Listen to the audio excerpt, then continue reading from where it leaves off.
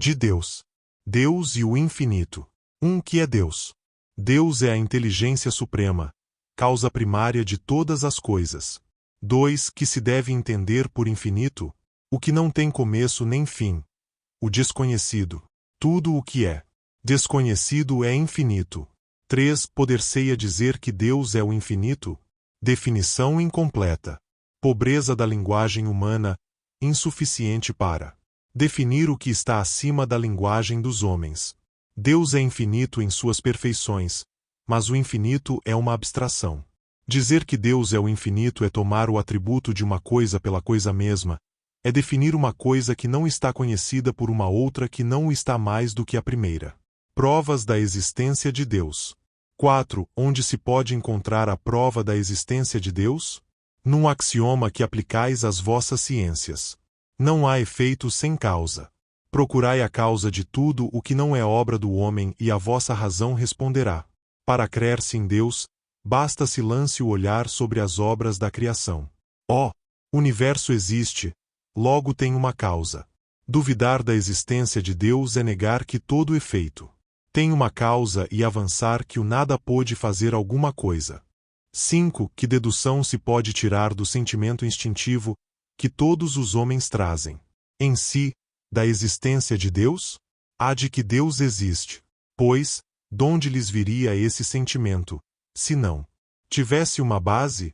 É ainda uma consequência do princípio, não há efeito sem causa. 6. O sentimento íntimo que temos da existência de Deus não poderia ser fruto da educação, resultado de ideias adquiridas? Se assim fosse, por que existiria nos vossos selvagens esse sentimento? Se o sentimento da existência de um ser supremo fosse tão somente produto de um ensino, não seria universal e não existiria senão nos que houvessem podido receber esse ensino, conforme se dá com as noções científicas. 7. Poder-se achar nas propriedades íntimas da matéria a causa primária da formação das coisas? Mas, então, qual seria a causa dessas propriedades? É indispensável sempre uma causa primária. Atribuir a formação primária das coisas às propriedades íntimas da matéria seria tomar o efeito pela causa, porquanto essas propriedades são, também elas, um efeito que há de ter uma causa. 8. Que se deve pensar da opinião dos que atribuem a formação primária a uma combinação fortuita da matéria, ou, por outra, ao acaso. Outro absurdo. Que homem de bom senso pode considerar o acaso um ser inteligente? E, demais, que é o acaso? Nada. A harmonia existente no mecanismo do universo patenteia combinações e desígnios determinados, e por isso mesmo, revela um poder inteligente. Atribuir a formação primária ao acaso é insensatez, pois que o acaso é cego e não pode produzir os efeitos que a inteligência produz. Um acaso inteligente já não seria acaso. 9. Em que é que, na causa primária, se revela uma inteligência suprema e superior a todas as inteligências? Tendes um provérbio que diz: pela obra se reconhece o autor. Pois bem, vede a obra e procurai o autor. O orgulho é que gera a incredulidade. O homem orgulhoso nada admite acima de si. Por isso é que ele se denomina a si mesmo de espírito forte. Pobre ser, que um sopro de Deus pode abater. Do poder de uma inteligência se julga pelas suas obras. Não podendo nenhum ser humano criar o que a natureza produz, a causa primária é, conseguintemente, uma inteligência superior à humanidade. Quaisquer que sejam os prodígios que a inteligência humana tenha operado, ela própria tem uma causa e, quanto maior for o que opere, tanto maior há de ser a causa primária. Aquela inteligência superior é que é a causa primária de todas as coisas, seja qual for o nome que lhe deem. Atributos da divindade. 10. Pode o homem compreender a natureza íntima de Deus? Nem faltar-lhe para isso o sentido. 11. Será dado um dia ao homem compreender o mistério da divindade? Quando não mais tiver o espírito obscurecido pela matéria. Quando, pela sua perfeição, se houver aproximado de Deus, ele o verá e compreenderá. A inferioridade das faculdades do homem não lhe permite compreender a natureza íntima de Deus. Na infância da humanidade, o homem o confunde muitas vezes com a criatura, cujas imperfeições lhe atribui. Mas, à medida que nele se desenvolve o senso moral, seu pensamento penetra melhor no âmago das coisas. Então, faz ideia mais justa da divindade, ainda que sempre incompleta, mais conforme a sã razão. 12. Embora não possamos compreender a natureza íntima de Deus, podemos formar ideia de algumas de suas perfeições? De algumas, sim. O homem as compreende melhor à proporção que se eleva acima da matéria. Entrevei-as pelo pensamento. 13. Quando dizemos que Deus é eterno, infinito, imutável, imaterial, único, onipotente, soberanamente justo e bom, temos ideia completa de seus atributos? Do vosso ponto de vista, sim, porque credes abranger tudo. Sabei, porém, que há coisas que estão acima da inteligência do homem mais inteligente, as quais a vossa linguagem, restrita às vossas ideias e sensações, não tem meios de exprimir. A razão, com efeito, vos diz que Deus deve possuir em grau supremo essas perfeições, porquanto, se uma lhe faltasse, ou não fosse infinita, já ele não seria superior a tudo, não seria, por conseguinte, Deus. Para estar acima de todas as coisas, Deus tem que se achar isento de qualquer vicissitude e de qualquer das imperfeições que a imaginação possa conceber. Deus é eterno. Se tivesse tido princípio, teria saído do nada, ou, então, também, teria sido criado por um ser anterior. É assim que, de degrau em degrau, remontamos ao infinito e à eternidade. É imutável.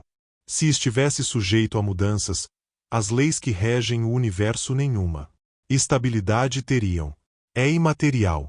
Quer isto dizer que a sua natureza difere de tudo o que chamamos matéria. De outro modo, ele não seria imutável, porque estaria sujeito às transformações da matéria. É único. Se muitos deuses houvesse, não haveria unidade de vistas, nem unidade de poder na ordenação do universo. É onipotente. Ele o é, porque é único. Se não dispusesse do soberano poder, algo haveria mais poderoso ou tão poderoso quanto ele, que então não teria feito todas as coisas. As que não houvesse feito seriam obra de outro Deus. É soberanamente justo e bom. A sabedoria providencial das leis divinas se revela, assim nas mais pequeninas coisas, como nas maiores, e essa sabedoria não permite se duvide nem da justiça nem da bondade de Deus. Panteísmo. 14. Deus é um ser distinto, ou será, como opinam alguns, a resultante de todas as forças e de todas as inteligências do universo reunidas? Se fosse assim, Deus não existiria, porquanto seria efeito e não causa. Ele não pode ser ao mesmo tempo uma e outra coisa. Deus existe. Disso não podeis duvidar e é o essencial. Credeme, não vades além. Não vos percais num labirinto donde não lograríeis sair. Isso não vos tornaria melhores, antes um pouco mais orgulhosos, pois que acreditaríeis saber, quando na realidade nada saberíeis. Deixai, conseguintemente, de lado todos esse sistema. Tendes bastantes coisas que vos tocam mais de perto, a começar por vós mesmos. Estudai as vossas próprias imperfeições, a fim de vos libertardes delas, o que será mais útil do que pretenderdes penetrar no que é impenetrável.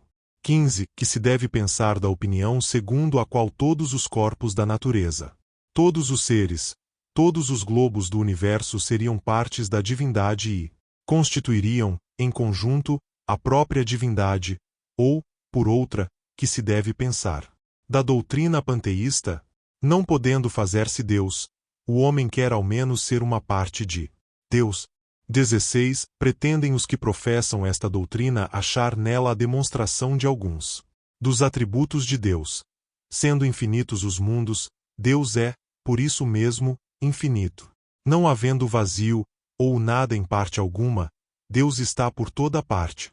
Estando Deus em toda parte, pois que tudo é parte integrante de Deus, Ele dá a todos os fenômenos da natureza uma razão de ser inteligente. Que se pode opor a este raciocínio? A razão. Reflete maduramente e não vos será difícil reconhecer-lhe o absurdo. Esta doutrina faz de Deus um ser material que, embora dotado de suprema inteligência, seria em ponto grande o que somos em ponto pequeno. Ora, transformando-se a matéria incessantemente, Deus, se fosse assim, nenhuma estabilidade teria. Achar-se-ia sujeito a todas as vicissitudes, mesmo a todas as necessidades da humanidade. Falta-lhe um dos atributos essenciais da divindade, a imutabilidade. Não se podem aliar as propriedades da matéria à ideia de Deus, sem que ele fique rebaixado ante a nossa compreensão, e não haverá sutilezas de sofismas que cheguem a resolver o problema da sua natureza íntima. Não sabemos tudo o que ele é, mas sabemos o que ele não pode deixar de ser, e o sistema de que tratamos está em contradição com as suas mais essenciais propriedades. Ele confunde o Criador com a criatura, exatamente como o faria quem pretendesse que engenhosa máquina fosse parte integrante do mecânico que a imaginou. A inteligência de Deus se revela em suas obras como a de um pintor no seu quadro. Mas, as obras de Deus não são o próprio Deus, como o quadro não é o pintor que o concebeu e executou.